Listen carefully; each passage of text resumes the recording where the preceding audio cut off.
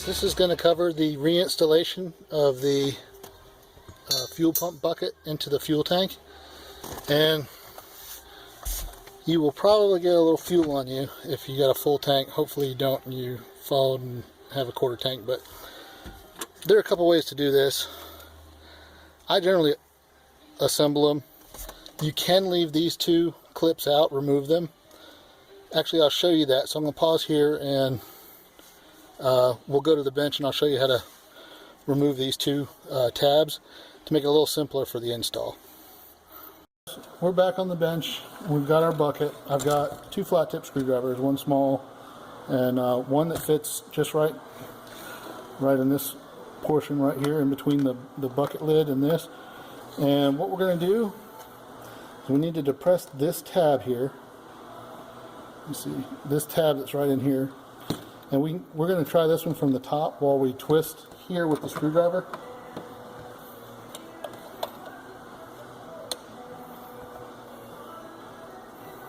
And comes right out. Same with this side.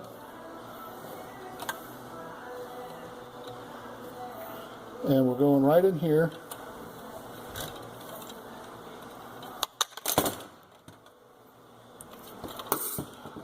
Right in here. And we're just going to lift that tab in while we twist with the screwdriver up here.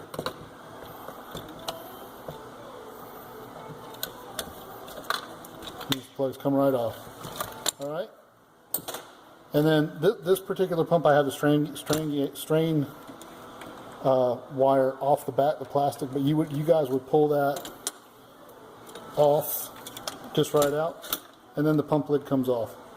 So this way what we can do is we can actually install the bucket without the top, so we can get these and get the hose on without that being in the way from the top. And then once that's done, we'll simply slide this on and connect our two wiring harnesses and our strain wire, and we'll be connecting the vent line to the bottom, push it down, put the lid ring on, and that should be good.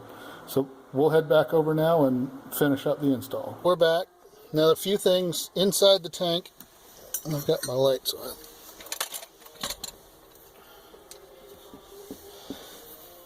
Inside the tank you should have, let's see if I can illuminate that without the glare.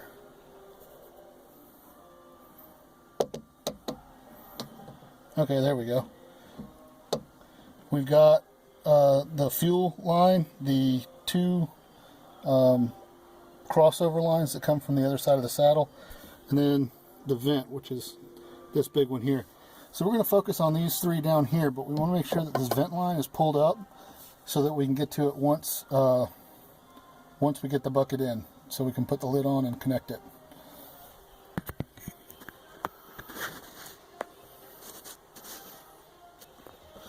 Okay.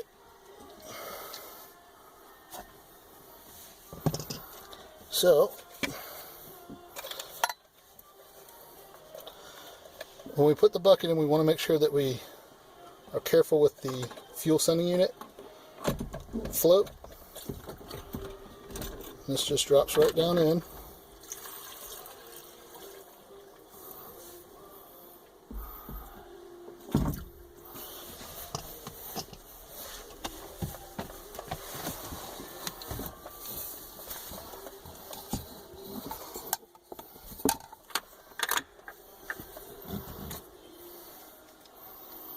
Okay, now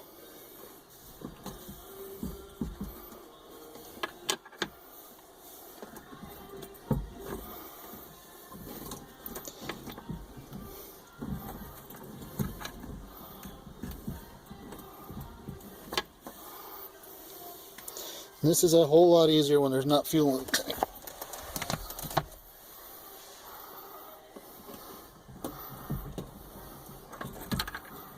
Let's see.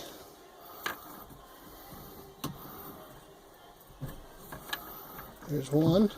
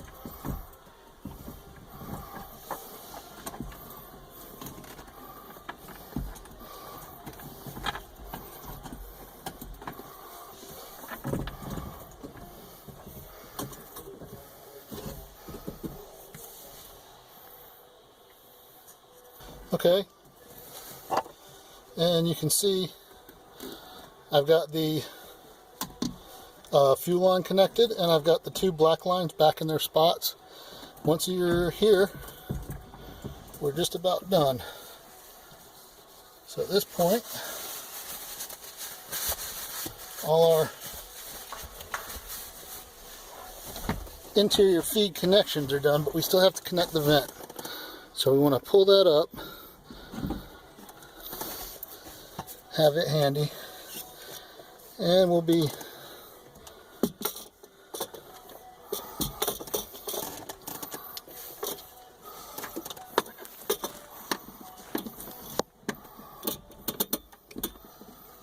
okay.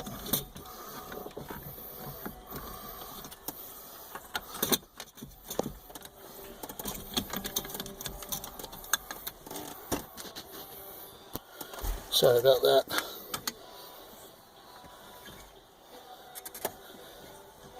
Reconnect the pump wire and the sending unit wire.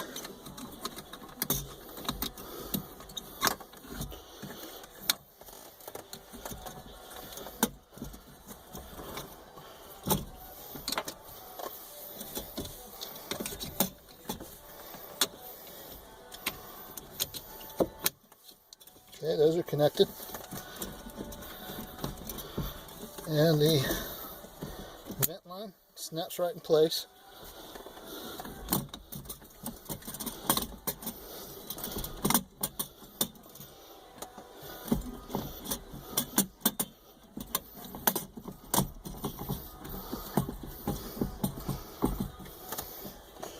Quick check in there to make sure that our hoses are still in. Good, good. Okay. And down into the bucket she goes. Okay, this time we're going to pull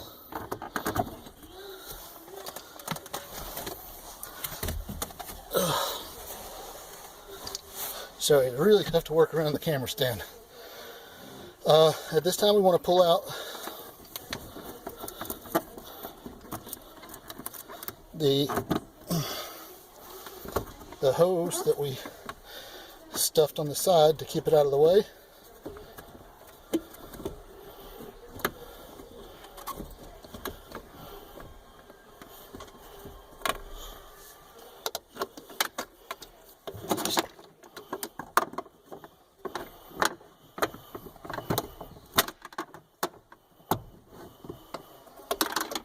Trying to hold the light for you guys.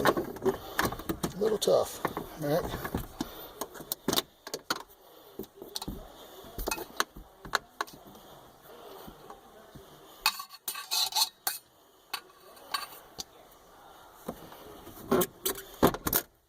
Okay. Next is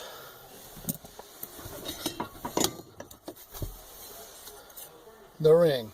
Okay. Just like before, we need to get this onto the back. So I'm going to pull that out, push this down, and kind of sneak this back there.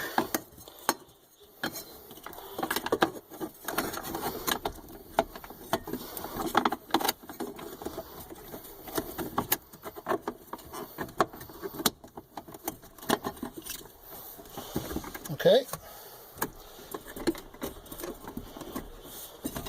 Now we want to make sure that our pump is nice and flush. There's nothing interfering between the gasket seal and the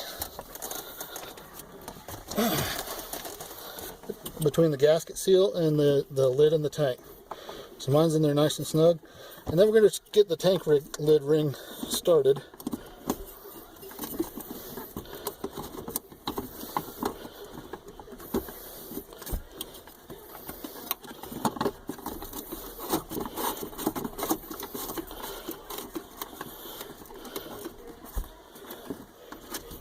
Go ahead and make our connections. Good, good.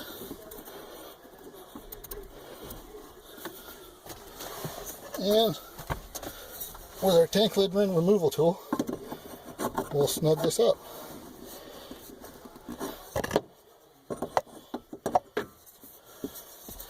And I put the tripod leg right in front of where I need to get, but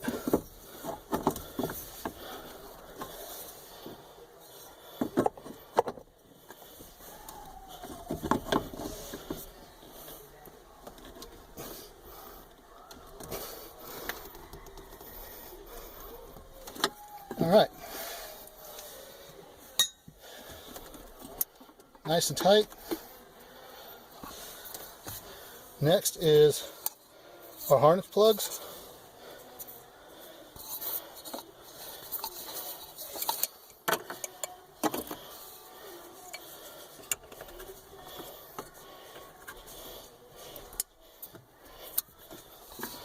Okay. Our interior cover.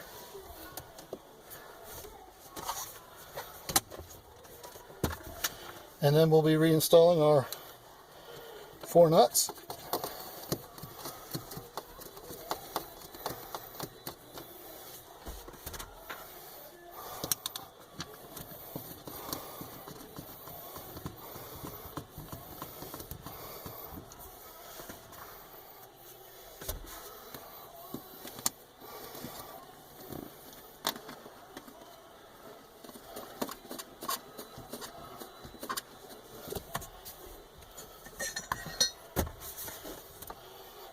Okay. Then I'll get a ratchet, and basically you'll tighten the 4 nuts down, and I've got to reposition the tripod so I can show you the rest. So I'm sure you guys can figure just the tightening down. They don't have to be torqued really, really tight. Just snug them up so that, you know, with a 1/4 inch ratchet or so, and that should be fine. It's just a seal, so it's not a critical component, but we do want to make sure that there's not an air gap or anything, and that it seals off any of the fumes that might come up into the cabin. All right, back in a jiff. All right, guys, we're back, and what we want to look at is all 4 of those are in, so we're ready to go ahead and put back our seat liner. And important, don't forget, make sure you pull your seat belt loops through, or you'll be wondering where they are when you're done with your installation. Or maybe you won't, but the first time you have a passenger in the back, they'll be asking for them, and we want to make sure they have them so they're safe. Okay. Everything's down nice and good. Make sure these wires are nicely tucked out of the way. We don't want to have the seat catch them when we're trying to do the installation of it. And next is to actually do the installation of the rear seat cushion. Alright, remember, we've got to feed our seat belt loops up.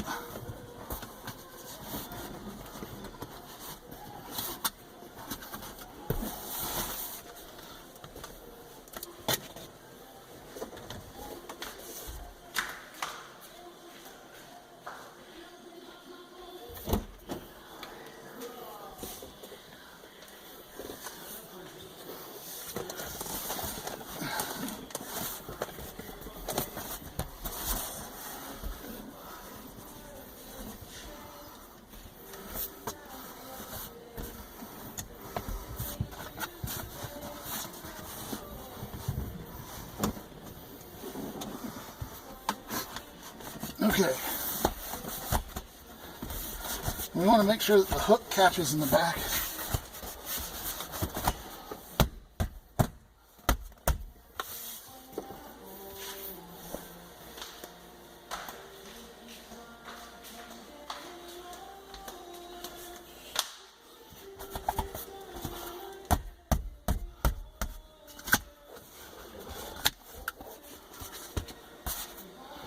Alright, guys, and there you have it. You are now installed, and at this point go ahead and reconnect the battery. And I recommend before starting the car, to cycle the key switch on and completely off at least a time or two, and what that does is it will prime the new pump in the lines to make sure we get the air out. Alright, so great job. Congratulations, and I look forward to your reviews and posts about the fuel pump.